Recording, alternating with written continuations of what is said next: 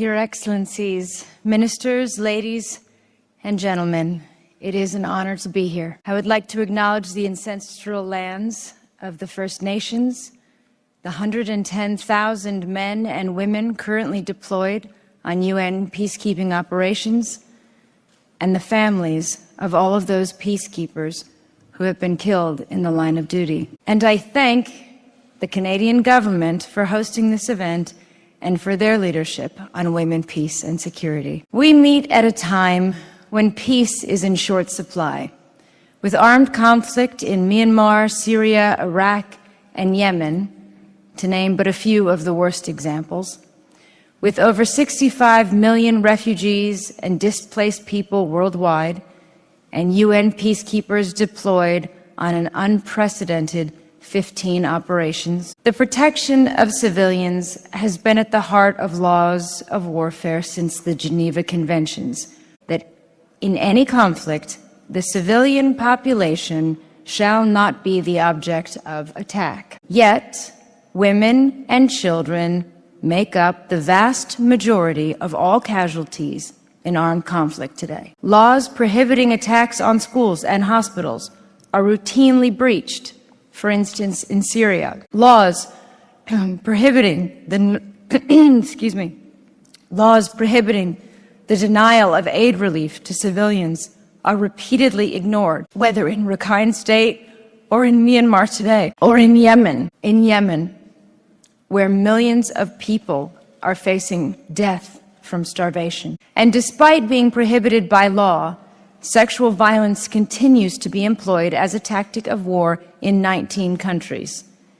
It includes mass rape, gang rape, sexual slavery, and rape as a form of torture, ethnic cleansing, and terrorism. It has been 68 years since the Geneva Convention Fourth Protocol, which said, "Women shall be especially protected against any attack on their honor, in particular against rape, enforced prostitution, or any form of indecent assault." It has been 21 years since the UN first promised to address sexual abuse by UN peacekeepers and to increase the number of women deployed in operations. Yet, the exploitation of defenseless civilians still takes place, and still less than 4% of all peacekeepers are women. It has been 19 years since the Rome Statute of the International Criminal Court stating that mass atrocities, including rape and sexual slavery,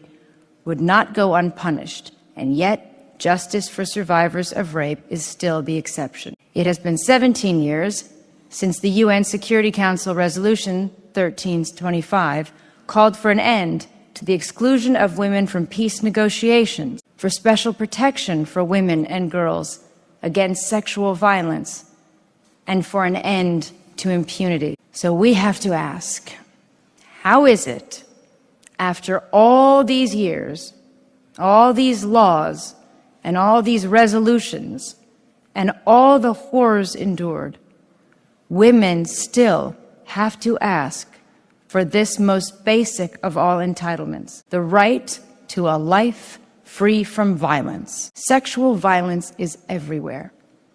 In the industry where I work, in businesses, in universities, in policies, politicians, military across the world.